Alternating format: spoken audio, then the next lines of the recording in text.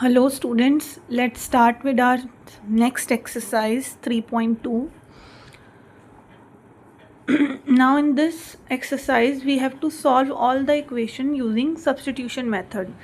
Substitution method मैंने already आपको introduction video में explain कर दिया है और 3.1 एक्सरसाइज में भी हमने कुछ क्वेश्चन सब्सटीट्यूशन से किए हैं, लेकिन अब यहाँ पर हम कुछ और ज़्यादा क्वेश्चन सब्सटीट्यूशन मेथड से सॉल्व करेंगे। तो ध्यान से देखेंगे। अगेन फर्स्ट पार्ट में हमारे पास 2 इक्वेशंस हैं, x plus y equals to 14, x minus y equals to 4। अब सब्सटीट्यूशन का मतलब है कहीं से भी एक अल्फ़ाबेट की एक वेरिएबल की वैल्यू निकाल कर दूसरी इक्वेशन में पुट करना। तो हमने फर्स्ट ये जो इक्वेशन थी यहाँ से हमने कहा फ्रॉम दिस इक्वेशन हम इस ऐसे भी तो लिख सकते हैं कि x is equals to 14 minus y. मैंने ये y को ट्रांसफ़र कर दिया राइट साइड पे और इसको बोल दिया है हमने first equation and this one is second equation. हमारी जो मेन इक्वेशन फर्स्ट थी उसमें से हमने एक वेरिएबल x की वैल्यू निकाली है y की टर्म्स में। कैसे x की वैल्यू निकाली? x के साथ जो भी कुछ है उसे दूसरी साइड ट्रांसफ़र कर दिया। अब ये वैल्यू x की हम किस में पुट कर देंगे? सेकंड में। सो नेक्स्ट जो इक्वेशन है, putting the value of x from equation 1 in equation 2। x minus y, x की जगह पर लेकिन क्या रखना है? 14 minus y as it is equals to 4।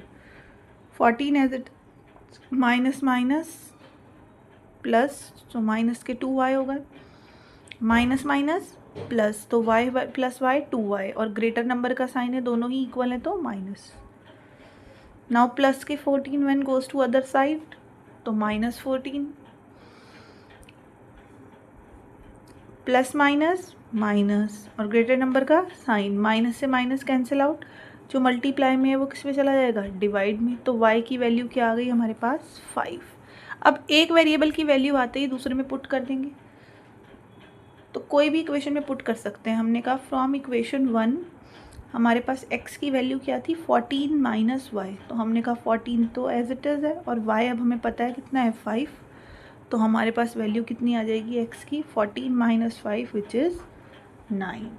यानी हमारे पास सॉल्यूशन क्या आ गया? x और y की values, x equals to 9 and y equals to 5। Similarly अब ये क्वेश्चन देखेंगे।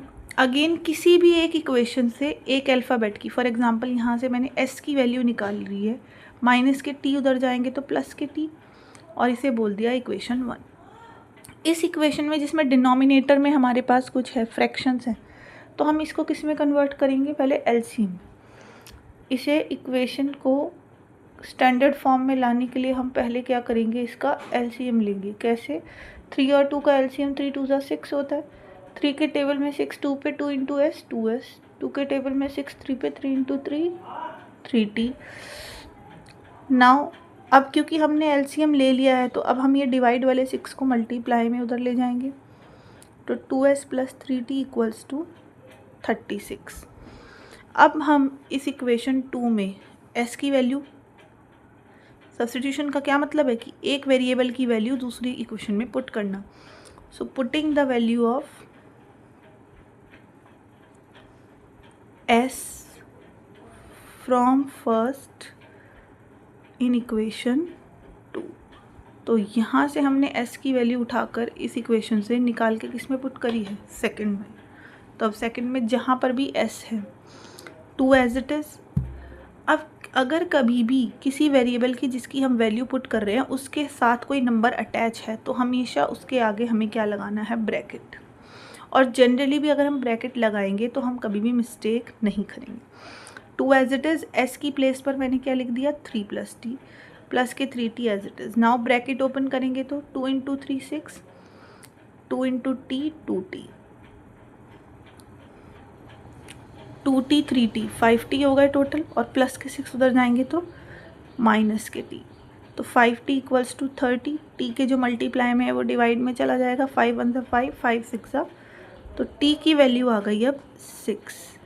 अब क्योंकि हमारे पास t की वैल्यू 6 आ गई है तो अब हम इसको किसी भी इक्वेशन से, तो अब हम कहें from first S is equals to 3 plus T, 3 plus 6, तो एक्स की वैल्यू क्या आ गई 9। और हमें कैसे दोनों वेरिएबल्स के सॉल्यूशन मिल रहे हैं, यानी यूनिक सॉल्यूशंस मिल रहे हैं। दोनों की वैल्यूज़ हमारे पास फाइंड आउट हो पा रही है, यानी एक सॉल्यूशन मिल रहा है तो यूनिक सॉल्यूशन, यानी ये लाइंस कैसी हैं, intersecting lines. Now for the third part, again किसी भी एक वेरिएबल की वैल्यू निकालेंगे। फॉर एग्जांपल अगर मुझे इस इक्वेशन से निकालनी है तो कैसे निकालेंगे, तो मैंने कहा 3x एज इट इज़, पहले माइनस के y को उधर भेजेंगे तो प्लस के y हो जाएंगे, और x के जो मल्टीप्लाई में है वो दूसरी साइड किस में चला जाएगा, नंबर डिवाइड में। ये 3 मल्टीप्लाई में था, ये डिवाइड में चले गया, इसे बोला फर्स्ट इक्वेशन और इसे बोलेंगे second equation. Now again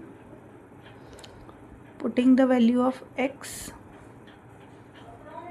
from first in equation 2, तो इक्वेशन 2 में 9 इंटू एक्स, हमारे पास क्या है 9 इंटू एक्स।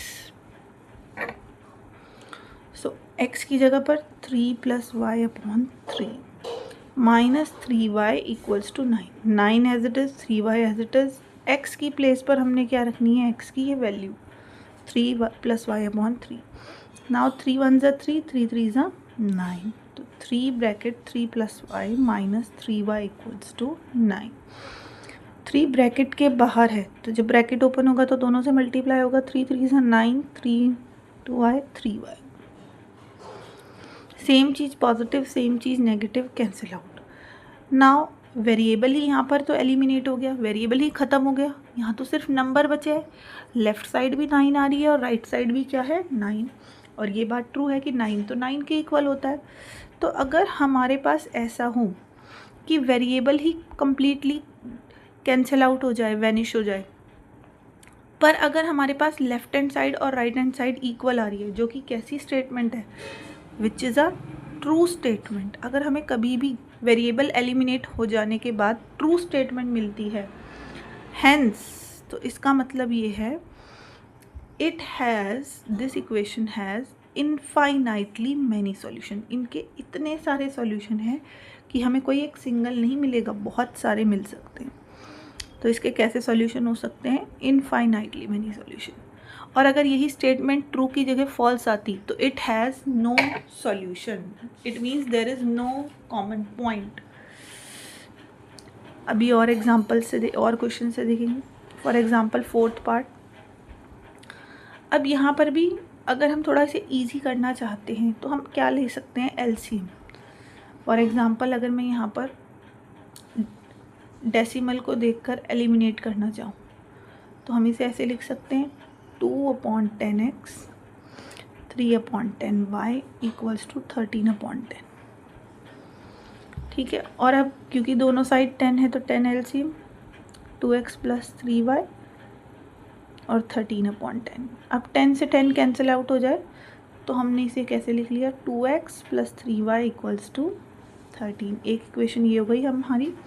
सिमिलरली हम इसे ऐसे लिख सकते हैं 4/10x plus 5/10y equals to 23/10।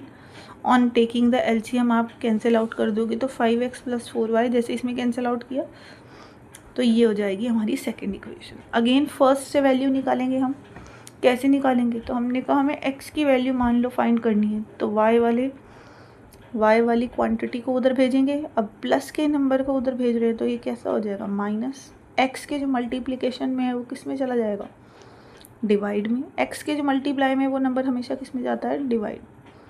This is first, this is second. Now again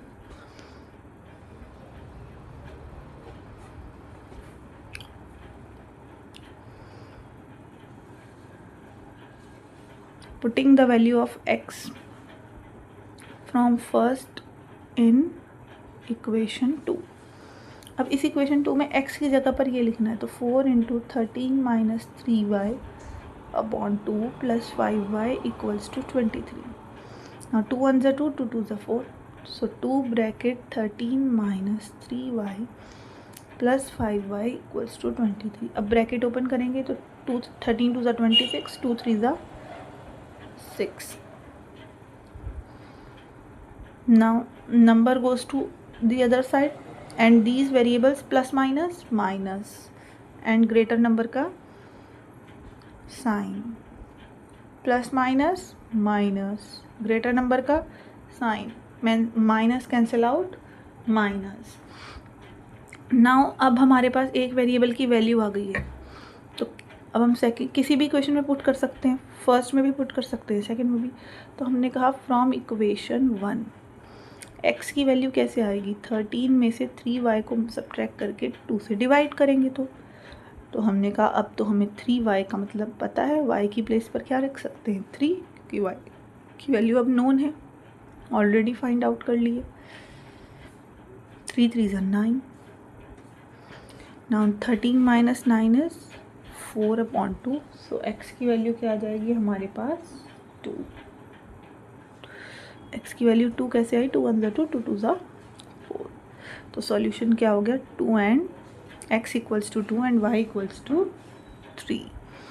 similarly एक और क्वेश्चन है हमारे पास, अगेन यहाँ पर भी हम क्या कर सकते हैं, √2x इज इक्वल्स टू, इस नंबर को उधर भेज दी तो माइनस के √3y, और x की वैल्यू क्या आ जाएगी माइनस के √3/√2, मल्टीप्लाई वाला किस में चला जाएगा डिवाइड में। अब ये x की वैल्यू फर्स्ट से कहाँ रख देंगे हम, सेकेंड में। Putting the value of x from equation 1 in equation 2। अब इक्वेशन 2 में √3 इंटू x की जगह पर क्या रखना है, लेकिन √3/√2y minus √8y equals to 0। Now √3 root से रूट कैंसिल आउट तो 3 हो जाएगा, 3/√2y minus 8√y equals to 0। क्यों ना इस नेगेटिव नंबर को भी उधर ले जाएं, तो हमने कहा ये √8y उधर जाके पॉजिटिव √8y हो जाएगा। डिवाइड वाले नंबर को मल्टीप्लाई में भेज देंगे तो ये हो जाएगा √8 into √2y which will become √8 to the 16y। Now we all know √16 means किसका रूट अंडर रूट होता है, तो 4 का होता है, तो ये आ गया हमारे पास 4y। अब क्या हम यहाँ से देख सकते हैं कि हमारे पास इसकी वैल्यू क्या आ गई है, -3y इक्वल्स टू 4y। यहाँ से y की वैल्यू अगर हमें फाइंड करनी है तो क्या आ जाएगी, एक काम करते हैं इसे भी उधर ले जाते, 4y प्लस 3y, ठीक है, 0 इक्वल्स टू 7y। अब y के जो मल्टीप्लाई में है वो दूसरी साइड किस में चला जाएगा 0, 0/7 इज 0, तो यहाँ से y की वैल्यू क्या आ गई है 0। अब y की वैल्यू 0 आ गई है तो किसी भी एक इक्वेशन में पुट कर सकते हैं, फर्स्ट में रखेंगे तो x is equals to -√3/√2y था, तो हमने कहा अब तो हमें y की वैल्यू पता है कितनी है 0। नाउ 0 इंटू एनीथिंग इज 0, तो इसके सॉल्यूशन क्या आए हैं, x equals to 0 and y equals to 0। तो ज़रूरी नहीं है कि हमेशा वैल्यूज़ कोई भी नंबर ही आएगा, 0 भी आ सकती है, ठीक है, आंसर 0 भी आ सकता है। नाउ 6 पार्ट इज ऑल्सो, क्योंकि ये स्टैंडर्ड फॉर्म में नहीं है हमारे पास ax प्लस by, तो फ्रैक्शन में है तो हम क्या लेंगे एलसीएम। 2 और 3 का एलसीएम क्या होता है 6, 2 के टेबल में 6 कहाँ पे आता है 3 एंड 3 3 ज़ा 9। सिमिलरली 3 के टेबल में 6 कहाँ पर आता है 2, 2 5 ज़ा 10। एलसीएम लेने के बाद ही हम इस नंबर को दूसरी साइड पर शिफ्ट कर सकते हैं, बिना एलसीएम के आप 2 और 3 को शिफ्ट नहीं कर सकते क्योंकि ये डिफरेंट हैं। जब ये सिमिलर डिनोमिनेटर बन जाता है तो ही हम इसे दूसरी साइड शिफ्ट कर सकते हैं। तो डिवाइड वाले अब जो 6 हैं हमारे पास वो किस में चले जाएंगे मल्टीप्लाई में।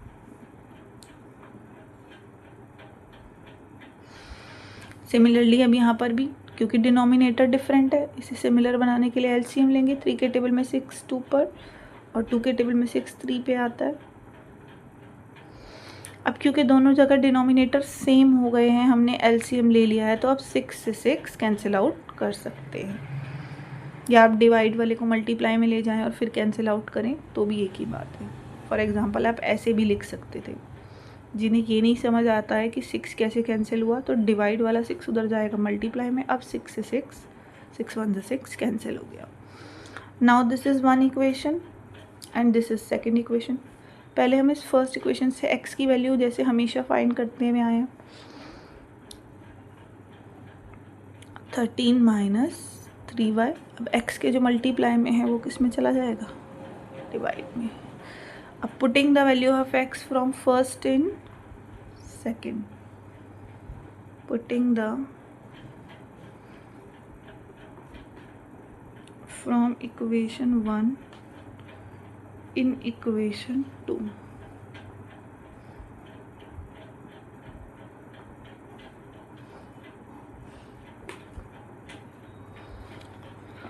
अब ध्यान से देखेंगे 9 तो नहीं आता है 2 के टेबल में, तो अब क्या करें, 2 के टेबल में 9 नहीं आएगा तो कोई बात नहीं। अब हम क्या कर सकते हैं, इसका डिनोमिनेटर कुछ नहीं 1 और ये 9 इस पूरे के साथ ब्रैकेट, एलसीएम लेंगे 9 इंटू 13 माइनस 3y, 2 और 1 का एलसीएम 2 के टेबल में 2 1 पे, तो ये एज इट इज़ आ जाएगा, 1 के टेबल में 2 पे, तो 2 इंटू 10 20y। नाउ 9 की मल्टीप्लाई हम 13 से करेंगे, तो 13 9 ज़ा 117 एंड 9 3 ज़ा 27 माइनस 20y। और अब ये डिवाइड वाले 2 को उधर भेज दें तो मल्टीप्लाई में चले जाएंगे, तो क्या हो जाएगा 24। Now numbers on one side, alphabets on other, alphabets एक साइड पे, नंबर्स दूसरी साइड पे, प्लस माइनस माइनस प्लस और ग्रेटर नंबर का साइन। अब ये उधर जाएंगे किसमें, पॉजिटिव इधर जाएगा तो नहीं बन जाएगा नेगेटिव, माइनस माइनस प्लस, तो 4 और 7 11 3 4 141 और ये है माइनस के 47y। Now negative cancel out negative, y के जो मल्टीप्लिकेशन में है वो किस में चला जाएगा, डिवाइड में। नाउ 47 3 ज़ा इज़ 141, तो y की वैल्यू क्या आ गई है 3, y इक्वल्स टू 3 आंसर आ गया। और अब हमें x की फाइंड करनी है, तो फ्रॉम इक्वेशन फर्स्ट x की वैल्यू क्या है 13 माइनस 3y, y की वैल्यू क्या आई है 3, तो x is equals to 4/2 which is 2. Again we have a unique solution where x is equals to 2 and y equals to 3.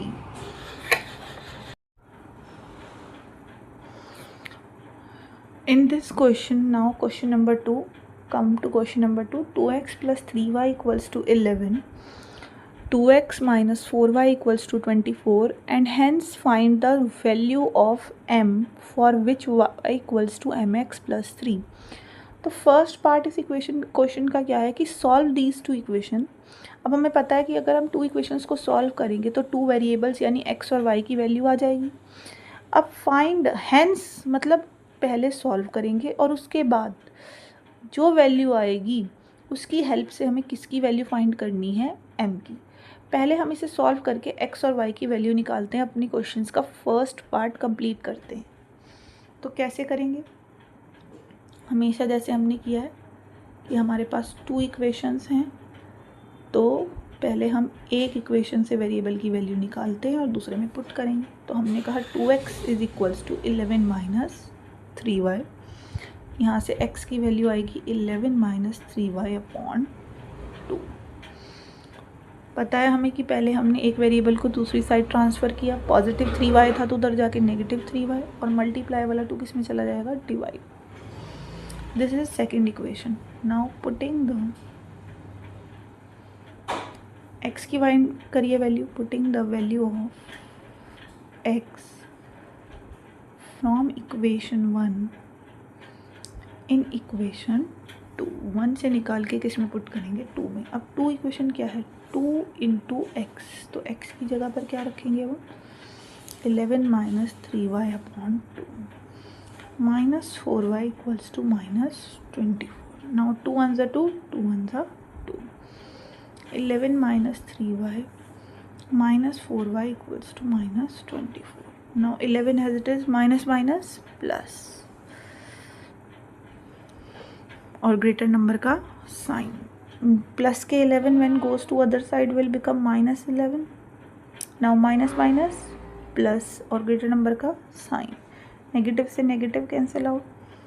Multiply वाले 7 divide में आ जाएंगे. 7 1 ज़ा 7, 7 5 ज़ा 35.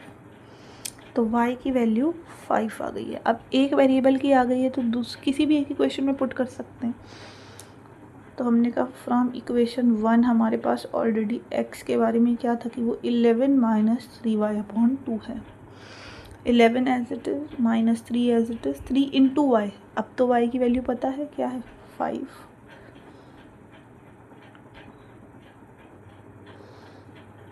माइनस 4/2. तो यहाँ से x की वैल्यू आ जाएगी 2 1 ज़ा 2, 2 2 ज़ा 4. अब हमारे पास x भी है y भी है. अब क्या करना है, सेकंड पार्ट करना है क्वेश्चन का. क्या था कि first solve these and then hence find the value of m for this. क्या है ये equation. Now equation is y is equals to mx plus 3. y की प्लेस पर क्या पुट करेंगे 5, x की प्लेस पर -2 प्लस 3. क्योंकि x हमारा -2 आया है तो -2 plus 3. 5 as it is 2 into m minus के 2m प्लस के 3 इधर जाएंगे तो -3. 5 माइनस 3 इज़ 2. नाउ -2m को हम ऐसे भी लिख सकते हैं -2 इंटू एम. एम के जो मल्टीप्लिकेशन में है नंबर वो दूसरी साइड किस में चला जाएगा, डिवाइड में. 2 1 ज़ा 2, 2 1 ज़ा 2. लेकिन नेगेटिव रह गया है तो m की वैल्यू क्या आ जाएगी -1.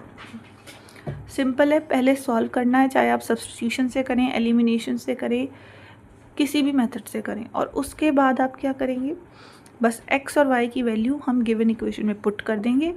और अब हमारे पास इस पूरी इक्वेशन में बस क्या अननोन रह गया, x हमें पता है ऑलरेडी, y पता है, m. तो एक इक्वेशन और एक वेरिएबल, तो ये तो सॉल्व हो सकता है. जितनी वेरिएबल होते हैं अननोन उतनी इक्वेशन होती है तो ही हम उसे सॉल्व कर सकते हैं. जैसे यहाँ पर 2 वेरिएबल्स थे तो कितनी इक्वेशंस थी 2. 3 वेरिएबल्स होते तो कितनी इक्वेशन होनी चाहिए सॉल्व करने के लिए 3. अब यहाँ पर सिर्फ ये सिंगल इक्वेशन है तो उसमें बाकी चीज़ें हमें क्या होनी चाहिए, नोन. सिर्फ एक ही अननोन वेरिएबल होना चाहिए, वो क्या है यहाँ पर m. Now move on to our next question. What are these question. So question number 3 is solve the following problem and find their solution by substitution method. पहला क्वेश्चन तो है कि हमें इसे सॉल्व करना है और फिर सॉल्व करना है प्रॉब्लम को. पहले तो हम प्रॉब्लम से इक्वेशन बनाएंगे, फिर इक्वेशन को हम क्या करेंगे, इक्वेशंस को सॉल्व करेंगे. तो ध्यान से रीड करते हैं क्वेश्चन को. The difference between 2 numbers is 26. 2 number का डिफरेंस बताया है 26. मैं हमेशा कहती हूँ कि जो फाइंड करना है वही लेट करना है. याद रखेंगे कि जो फाइंड करना है वही लेट करना है.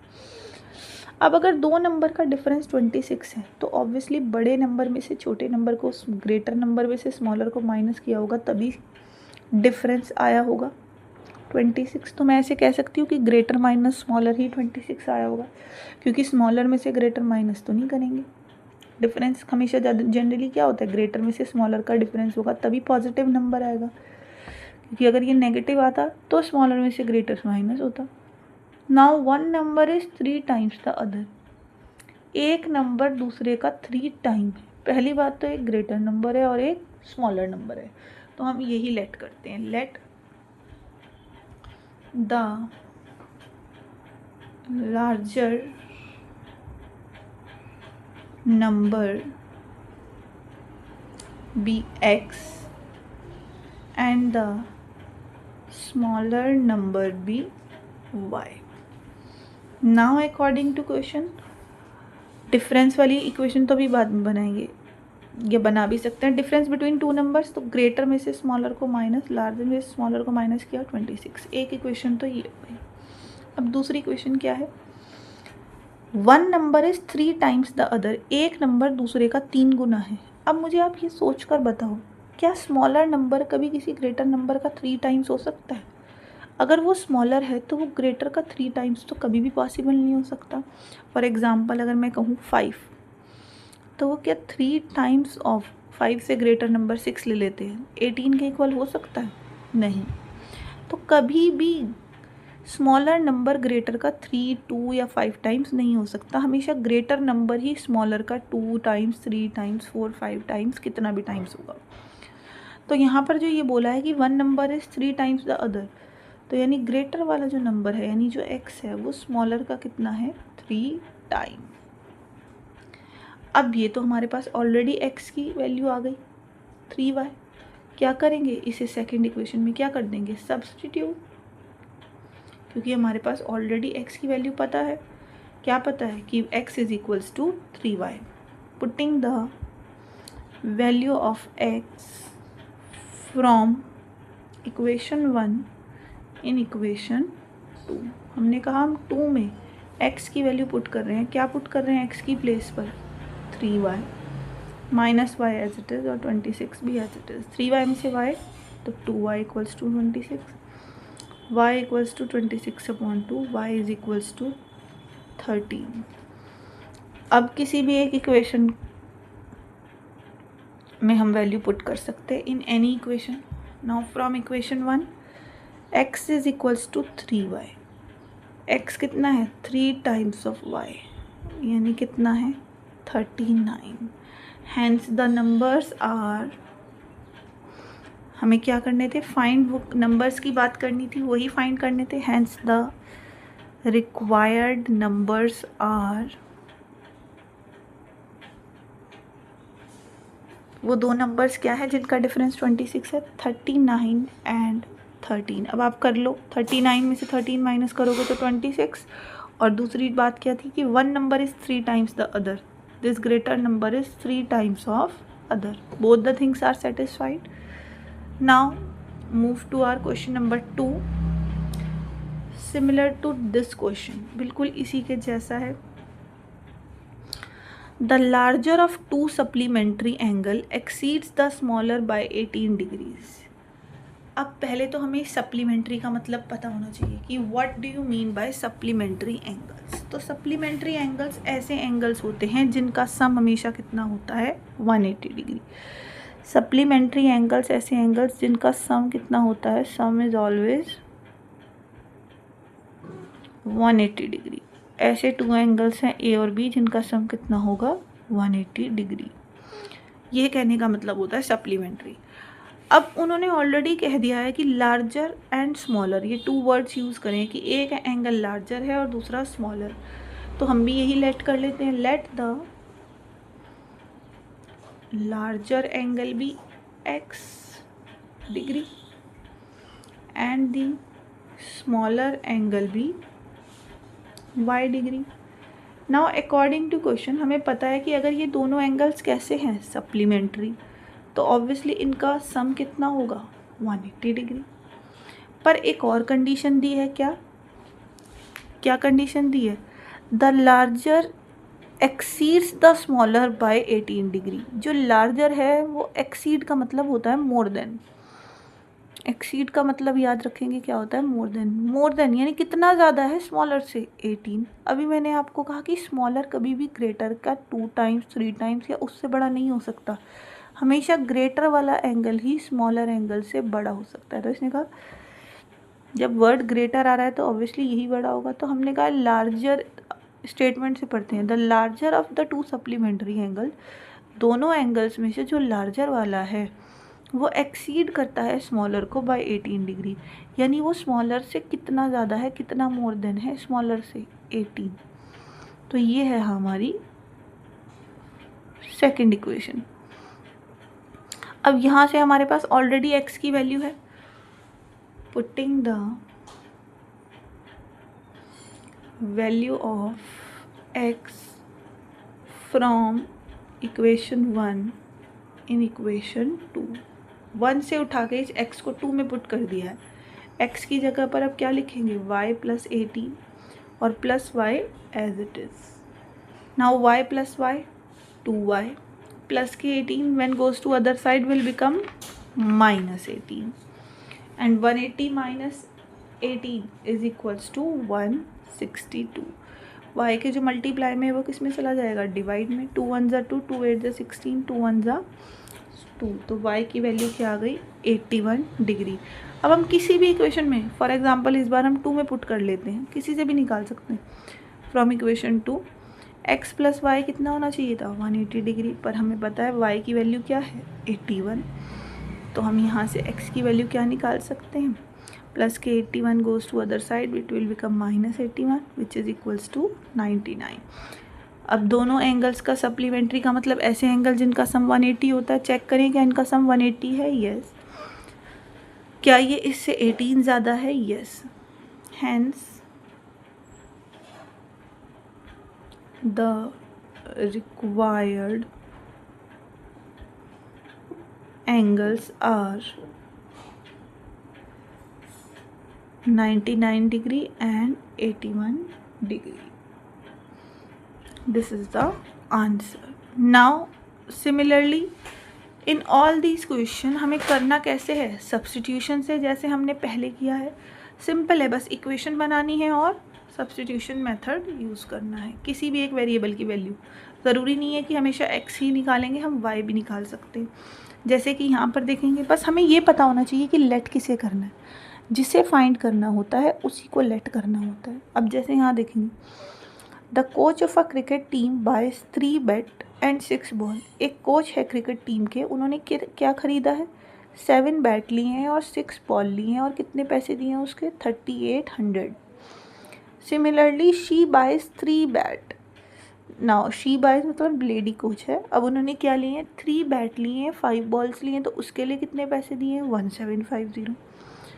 हमें ये बताना है कि what is the cost of each bat and each ball, कि एक बॉल और एक बैट कितने रुपीज़ की है। हमें ये तो पता है कि 7 बैट और 6 बॉल इतने के हैं, पर एक बैट कितने का है या एक बॉल कितने की है नहीं पता, तो जो फाइंड करना है उसे ही लेट करना है।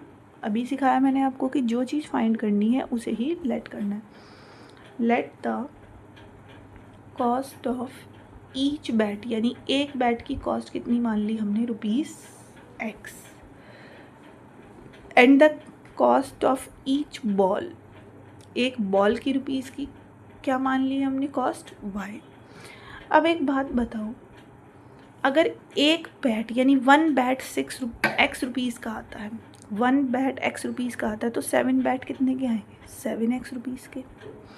1 बॉल Y रुपीज़ की आती है, तो 6 बॉल कितने की आएंगी, 6Y रुपीज़ की, और दोनों की मनी मिलाकर कितनी आनी चाहिए पहले ही बता दिया है, 3800।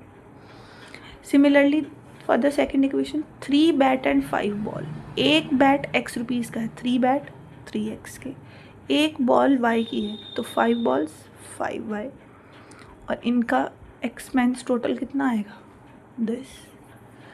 अब हमेशा वही करते हैं जो कि किसी भी एक इक्वेशन से वैल्यू निकाल लो, किसी भी अल्फ़ाबेट की, फॉर एग्जांपल x की वैल्यू निकाल रहे हैं, तो प्लस के 5 when goes to other side -5, जो मल्टीप्लाई में है वो हमारा किस में चला जाएगा, नंबर डिवाइड में, तो x की जो मल्टीप्लाई में था 3, वो किस में चला जाएगा, डिवाइड में। नाउ अब x की वैल्यू फर्स्ट से किस में पुट कर रहे हैं, सेकंड में, so putting the value of x from equation 1 in equation 2, 7 into x, तो x की प्लेस पर हम रखेंगे 1750 minus 5y upon 3 plus 6y equals to 3800। Now again इसके डिनोमिनेटर में कुछ नहीं है तो 1, now 7 into 1750 minus 5y upon 3 plus 6y upon 1 equals to 3800। Denominators different है तो क्या करेंगे, एलसीएम लेंगे, और इसका एलसीएम कितना आ जाएगा, 3। नाउ 3 के टेबल में 3 1 पे, तो ये एज इट इज आ जाएगा ब्रैकेट। 1 के टेबल में 3 पे, 3 6 18। नाउ 7 की मल्टीप्लाई करेंगे, ब्रैकेट ओपन होगा तो 7 की मल्टीप्लाई दोनों से होगी, 7 की मल्टीप्लाई करते हैं,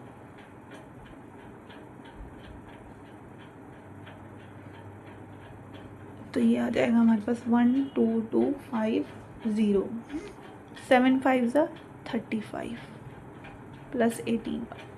नाउ जब एलसीएम ले लिया है तो अब ये डिवाइड वाला 3 इसमें चला जाएगा मल्टीप्लाई में। Now numbers on one side, alphabets on other, plus minus minus, तो 35 में से हम 18y सब्ट्रैक्ट करेंगे तो 17y विद माइनस साइन, इसकी मल्टीप्लाई करेंगे तो now this also when goes to other side become negative, now plus minus minus और ग्रेटर नंबर का साइन, नेगेटिव से नेगेटिव कैंसिल आउट, तो यहाँ से हमारे पास y की वैल्यू क्या आ गई है 50। Now putting the value of y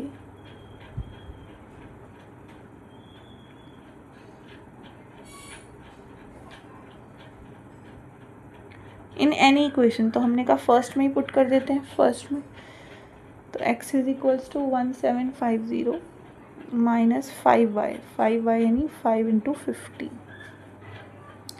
क्योंकि अब हमें y की वैल्यू पता है क्या है 50।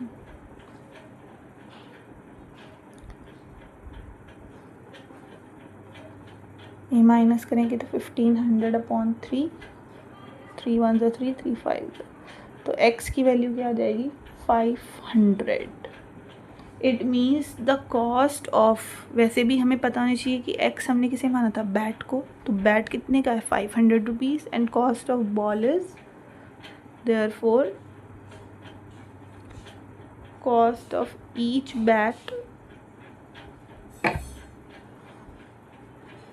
Is ₹500 and cost of each ball is ₹50, ball 50 rupees की है एंड बैट 500 रुपीज़ का।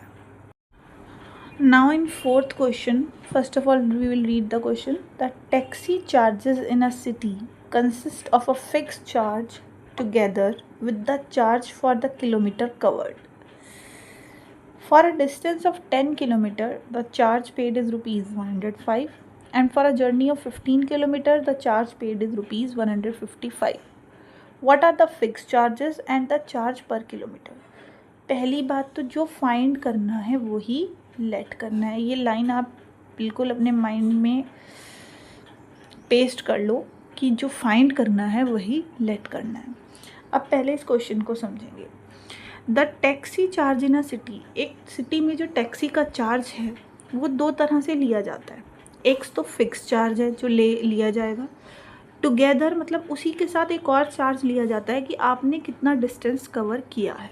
तो दो तरह के चार्ज हो गए, तो एक फिक्स चार्ज जो लिया ही जाएगा कि इतने पैसे तो देने ही हैं, प्लस उसके साथ और एक्स्ट्रा पैसे क्या देने हैं कि जितना आपने किलोमीटर कवर करा है, जितने किलोमीटर आप चले हो उसके पैसे। फॉर एग्ज़ाम्पल अगर आप 10 किलोमीटर गए हो तो आपने 105 रुपीज़ देने हैं। अगर आप 15 किलोमीटर गए हो तो आपने कितने रुपीज़ देने हैं 155। अब 10 किलोमीटर जब हम गए थे तो हमने 105 दिए, ये तो हमने 10 किलोमीटर की वजह से दिए हैं, पर हमने इसके साथ फिक्स चार्ज भी तो दिया होगा ना।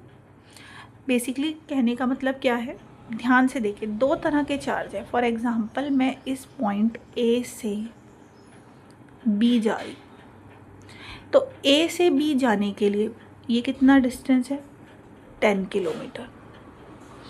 अब अगर मैं बात करूँ 1 किलोमीटर, तो 1 किलोमीटर के चार्ज मान लो y रुपीज़ है, तो 10 किलोमीटर के कितने होंगे 10y।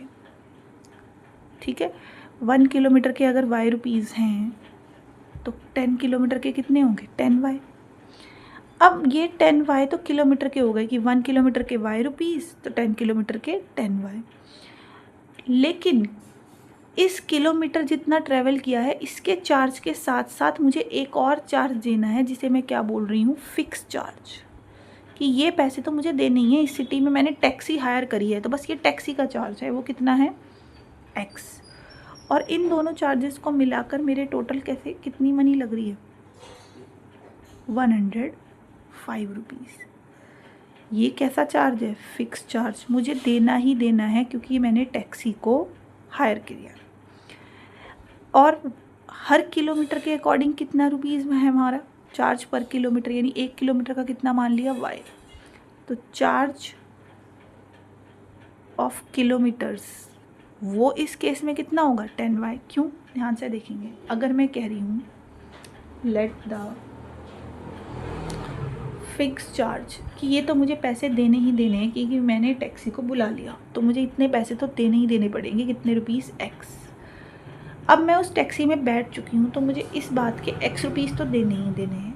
And the charge per kilometre, taxi में बैठने के X रुपीज़ और पर किलोमीटर के हमने क्या माना कि अब मैं जितने भी किलोमीटर जाऊंगी उसके कितने पैसे लेते रहेंगे? वो Y। अगर 1 किलोमीटर जाऊंगी तो 1Y, 2 किलोमीटर जाऊंगी तो 2Y, 3 किलोमीटर जाऊंगी तो 3Y, पर अगर 10 किलोमीटर जाऊंगी तो 10Y। तो अब इक्वेशन कैसे बनेगी कि मैंने फर्स्ट लाइन को देखते हैं, for a distance of 10 kilometre the charge is 105। मैं 10 किलोमीटर गई हूँ तो मेरे 105। अब ये 105 रुपीज़ कैसे बने?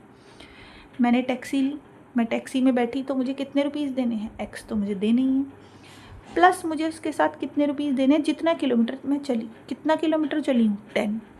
1 किलोमीटर चलते तो 1Y देते, 2 चलते तो 2Y, 10 किलोमीटर गए हैं तो 10Y। तो इन दोनों को मिलाकर मुझे कितने रुपीज़ देने पड़े? कितना फेयर आया मेरा? 105। सिमिलरली अगर मैं कितने किलोमीटर गई हूँ? 15, तो भी टैक्सी में बैठी हूँ ना मैं, तो टैक्सी में बैठी हूँ तो X रुपीज़ तो देने ही है, और 15 किलोमीटर मतलब 15Y, और मिलाकर कितना होगा? 155।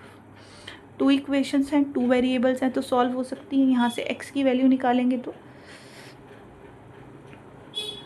फर्स्ट से निकाल के हमने किस में पुट कर दिया? सेकंड में। Putting the value of X from equation 1 in equation 2। 2 equation क्या कहती है? X प्लस 15Y, पर हम X की जगह पर क्या लिखेंगे? इस X की जगह पर हम लिखेंगे 105 minus 10Y plus 15Y is equals to 155। Now plus minus minus, numbers on one side and alphabets on other, ये उधर जाएंगे तो नेगेटिव हो जाएंगे। y के जो मल्टीप्लाई में है वो किस में चला जाएगा? डिवाइड में। तो y कितना आ गया हमारे पास? 10। अब अगर मुझे y पता है तो किसी भी इक्वेशन में रखकर x की वैल्यू निकाली जा सकती है। From equation 1 x is equals to 105 minus 10y, तो x is equals to 105 minus 10 into 10 which is 100। तो कितनी आ गई? x की वैल्यू 5, x की वैल्यू 5 और y की वैल्यू 10। हेंस x और y क्या माना था हमने? Fix charge. तो फिक्स चार्ज कितना है उस सिटी में? फिक्स चार्ज को क्या माना था? X रुपीज़, यानी 5 रुपीज़। 5 रुपीज़ तो टैक्सी में बैठने के मुझे देने ही देने हैं। And charge per kilometre, her kilometre का कितना चार्ज है? चार्ज फॉर ईच किलोमीटर या पर किलोमीटर कितने रुपीज़ हमने माना था? हमने माना था y लेट किया था, यानी 10 रुपीज़। तो अगर मैंने टैक्सी हायर करी है तो 5 रुपीज़ तो मुझे उसमें बैठने के देने ही हैं। अब मैं जितने किलोमीटर जाऊंगी उसकी वैल्यू 10 से मल्टीप्लाई करते रहेंगे और ऐड कर देंगे 5 में। लेकिन पूछा क्या था? पहले तो यही पूछा था कि फिक्स चार्जेस और चार्ज पर किलोमीटर फाइंड करना है। Now how much does a person have to pay if he travel 25 kilometre? For 25 kilometre पहले मुझे ये बताओ कि फ़िक्स चार्ज तो मुझे देना ही पड़ेगा X रुपीज़, क्योंकि मैंने उस टैक्सी में जो है सीट ली है। प्लस अगर मैंने उस टैक्सी में बैठी हूँ मैं तो X रुपीज़ तो देने ही थे। जैसे मैंने 1 किलोमीटर के Y दिए, 10 के 10Y, 15 के 15Y, तो 25 के 25Y देने पड़ेंगे। अब X यानी फ़िक्स चार्ज तो पता है कितना है? 5 रुपीज़। 1 किलोमीटर के 10 रुपीज़ हैं, 25 के 25 इंटू 10, यानी कितनी मनी देनी पड़ेगी? ₹255। ₹255। Now moving on to our next question, question number 5। ध्यान से रीड करेंगे इसे भी। A fraction becomes 9/11 if 2 is added to both numerator and the denominator.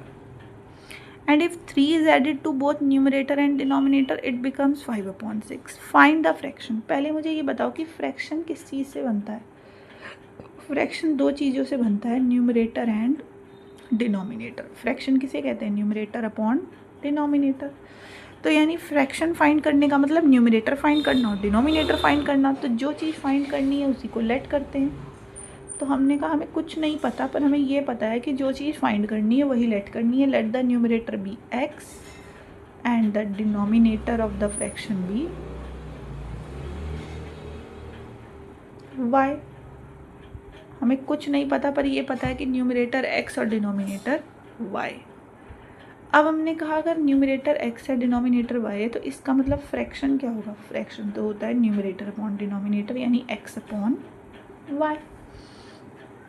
Now according to question, a fraction becomes 9/11. एक फ्रैक्शन 9/11 आ जाता है कब? When 2 is added to both numerator and the denominator. ये जो फ्रैक्शन है एक्स अपॉन वाई, ये 9/11 बन जाता है, पर कब? जब इसमें 2 ऐड किया जाए. किस में ऐड किया जाए? न्यूमरेटर में भी और डिनोमिनेटर में भी. सिमिलरली इन्होंने कहा है कि if 3 is added to both numerator and denominator it becomes 5/6. इसी फ्रैक्शन में अगर मैं न्यूमरेटर में और डिनोमिनेटर में 3 ऐड कर दूँ तो ये क्या बन जाता है? 5/6. पर ये तो लीनियर इक्वेशन जैसा नहीं लग रहा. जब भी हमारे पास दोनों साइड्स पर फ्रैक्शंस होते हैं तो हम हमेशा इस क्या करते हैं? Cross multiplication. तो हमने कहा क्रॉस मल्टीप्लिकेशन पर करके पहले से जनरल फॉर्म में लाते हैं इक्वेशन की. और क्योंकि हमारे पास 2 टर्म्स हैं तो ब्रैकेट लगाना मैंडेटरी है. 11 into x 11x, 11 into 2 9y, 2 9s are 18. Now alphabets on one side and numbers on other. तो ये हो जाएगा 11x minus 9y equals to -4. Similarly इसमें भी cross multiplication is equals to 5 into y plus 3.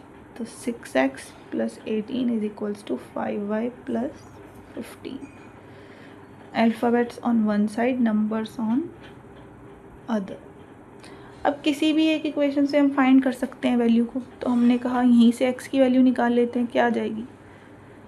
Minus के 5y उधर जाएंगे, plus x is equals to -3y/6. Now इस फर्स्ट इक्वेशन की वैल्यू किस में पुट कर देंगे? सेकेंड में.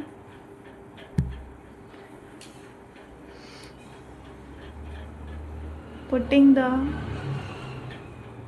Value of x from equation 1 in equation 2. तो 11 into -3 plus 5y/6 minus 9y equals to -4. अभी हमने अर्लियर क्वेश्चन में भी देखा था कि इस केस में क्या करते हैं? डिनोमिनेटर डिफरेंट है तो एलसीएम ले लेंगे 6.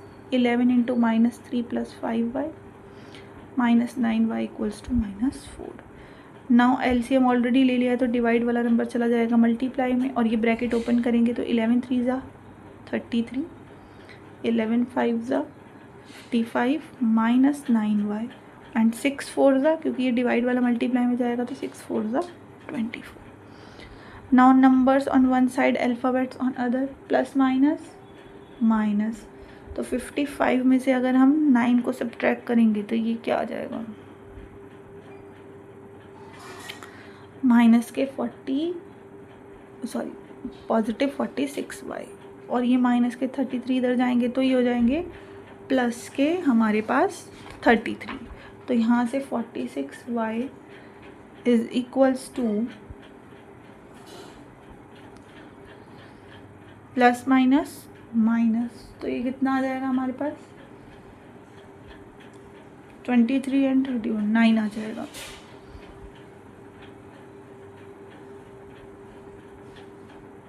Eleven 5 55 and this is 9y. Right. y is equals to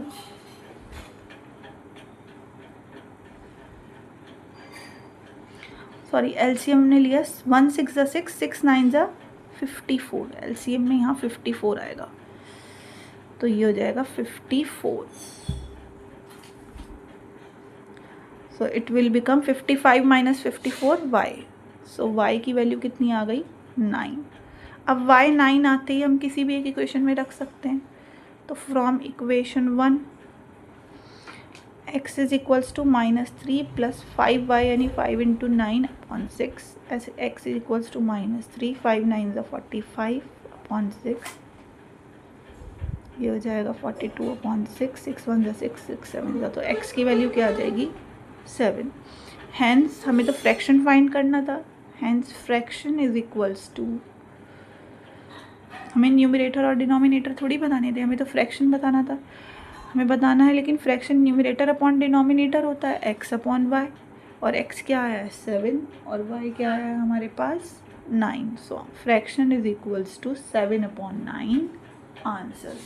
so the required answer is 7/9. Now move on to our next question, the last question of this exercise and very important as well. Ages के जितने भी question हैं ये हमारे लिए most important हैं. Generally age का question हमारे एग्ज़ाम में आता ही आता है. आपने अगर प्रीवियस ईयर क्वेश्चन पेपर देखे हों, जो कि मैंने ऑलरेडी अपने चैनल पे डाले हुए हैं, तो आपको मिल जाएगा उसमें ये क्वेश्चन. बस नेम चेंज हो सकते हैं और थोड़ी सी फॉर्म. नाउ 5 years हैंस, पहले तो हमें हैंस का मतलब पता होना चाहिए. After 5 years the age of Jacob will be 3 times that of his son. तो यहाँ 2 persons की बात हो रही है. एक है जैकब, और जैकब है और उसके सन की बात हो रही है. 5 years अगो, 5 साल पहले, Jacob's age was 7 times that the age of his son. 5 साल पहले जैकब की एज कितनी थी? अपने सन से 5 times. अब 5 साल बाद हो या 5 साल पहले की बात है या 5 साल पहले, हमें इंटरेस्ट है प्रेजेंट की बात करने का. ना हमें पास्ट से लेना है कुछ, ना ही हमें फ्यूचर से. हम प्रेजेंट की बात करते हैं. क्यों प्रेजेंट की बात करेंगे हम? क्योंकि जो हमसे एजेस पूछी गई हैं, what are their present ages, उनकी प्रेजेंट यानी आज उनकी एज क्या है ये पूछी गई है.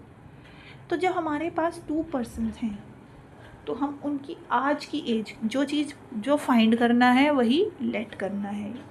ये लाइन आप रिमाइंड रखेंगे अपने माइंड में. 2 persons की बात हो रही है, तो हमने कहा लेट द प्रेजेंट, और उनकी प्रेजेंट एज फाइंड करनी है तो प्रेजेंट एज की बात करते हैं. Let the present age of Jacob be x years and the present age of Jacob's son, यानी इसके सन की जो एज है वो कितने ईयर्स मान ली? y. अब ये तो हमने प्रेजेंट निकालनी कि आज जैकब कितने ईयर्स का है x और उसका सन कितने ईयर्स का है y. अब इनकी पहले की बातें या आफ्टर की बातें सब देखते हैं. पहले हम बात कर रहे हैं 5 years आफ्टर 5 years की. हम किसकी बात कर रहे हैं? आफ्टर, फ्यूचर की बात कर रहे हैं कि आफ्टर 5 years, 5 years बाद क्या बोला गया है हमें? तो 5 years बाद इन्होंने कहा था कि जैकब की जो एज है वो 3 times होगी इसके सन की. पहले मुझे ये बताएं आप कि अगर आज जैकब x ईयर का है, तो after 5 years age of Jacob कितनी होनी चाहिए? अगर आज वो x ईयर का है तो 5 साल बाद वो कितने का होगा? x + 5. फॉर एग्ज़ाम्पल, अगर आज आप 15 years के हैं, तो 5 years बाद कितने ईयर्स के हो जाएंगे आप? 20. तो आपने आफ्टर के लिए क्या किया? प्लस. ऐसे ही अगर आज जैकब x ईयर का, अगर आज आप 15 years के हैं, तो मैं पूछूं आपकी 5 years बाद कितनी एज होगी? After 5 years. तो आप कहेंगे 5 years बाद मैं 5 साल और बड़ा हो जाऊंगा, यानी 20 years का हो जाऊंगा. तो आपने अब की एज में 5 years को ऐड ही तो किया. तो याद रखेंगे, जब भी आफ्टर की बात करते हैं तो प्रेजेंट एज में ऐड किया जाता है, और जब भी अगो की यानी पहले की बात करते हैं तो प्रेजेंट एज में से माइनस किया जाता है. जैसे कि आज की बात करें प्रेजेंट की, तो आप कितने ईयर्स के हैं? 15. अब मैं आपसे पूछूं आफ्टर 5 years आप कितने के होंगे, तो आप बोलेंगे मैं 20 years का हो जाऊंगा या हो जाऊंगी. अब मैंने आपसे पूछा नहीं, आप मुझे बताएं आप 2 years पहले कितने थे? 2 years अगो आपकी एज कितनी थी? तो 2 years अगो के लिए आप कहोगे 2 साल पहले मैं 13 years का था. तो मैंने क्या किया? सब्ट्रैक्ट. गो के लिए सब्ट्रैक्ट और आफ्टर के लिए ऐड। अब ऐसा तो नहीं है कि अगर जैकब की एज बढ़ रही है 5 साल बाद तो सन की कम होगी, ऑब्वियसली नहीं। तो उसके सन की एज भी तो कितनी हो जाएगी, उसकी जितनी भी एज थी आज उसमें 5 ईयर्स ऐड हो जाएंगे, यानी y+5। लेकिन क्वेश्चन ने कहा है कि आफ्टर 5 ईयर्स इनकी एज में क्या रिलेशन आ रही है कि the age of Jacob will be 3 times the age of his son, कि जो जैकब की एज है वो किसके इक्वल आ रही है, अपने सन की एज के 3 टाइम्स। और क्योंकि 2 टर्म्स हैं तो ब्रैकेट लगाना नहीं भूलना। अब 5 ईयर्स अगो की भी बात कर लेते हैं। अगर मैं 5 ईयर्स अगो की बात करूं तो एज ऑफ जैकब 5 साल पहले जैकब की एज क्या होगी, आज जितनी एज है उसमें से 5 कम कर देंगे। सिमिलरली जैकब के सन की एज कितनी होगी, आज जितनी उसकी एज है यानी y, उसमें से 5 ईयर्स कम कर लेंगे। लेकिन क्वेश्चन ने क्या रिलेशन दी है कि 5 years ago Jacob's age was 7 times that is son, कि जैकब की जो एज है x-5 5 साल पहले वो अपने सन की एज की 7 टाइम्स थी। और हमेशा ब्रैकेट लगाना मैंडेटरी है जब भी 2 टर्म्स होती हैं। तो ध्यान से देखेंगे, अब हमारे पास 2 इक्वेशंस हैं। अब हम इन्हें स्टैंडर्ड फॉर्म में ला सकते हैं, कैसे, 3y + 15। तो यहाँ से x-3y, alphabets on one side, numbers on other, तो x-3y = 10। और यहाँ से इक्वेशन क्या आ जाएगा, 7 × y 7y, 7 5 = 35। माइनस के 5 when goes to other side become +5, so x - 7y is equals to -30। Again we have 2 equations, किसी भी एक इक्वेशन से अल्फ़ाबेट की वेरिएबल की वैल्यू निकालेंगे। फॉर एग्जांपल यहाँ से x की वैल्यू आ जाएगी 10 + 3y। Putting the value of x from first into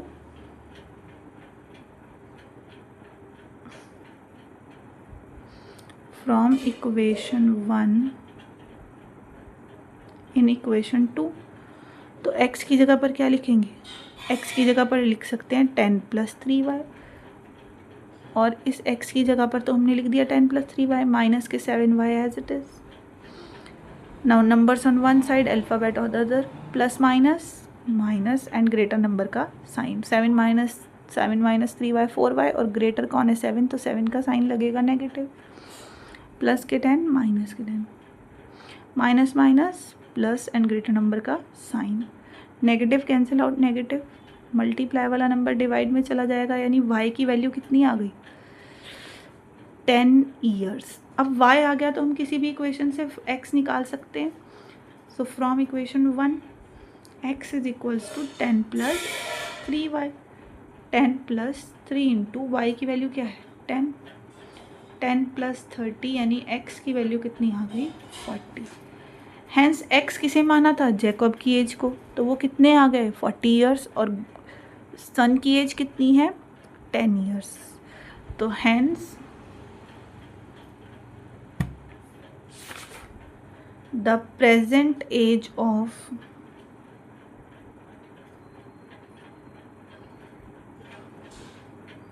Jacob is x मानी थी एज, यानी कितनी है 40 years, and the present age of his son y मानी थी हमने कितने ईयर्स, यानी 10 ईयर्स।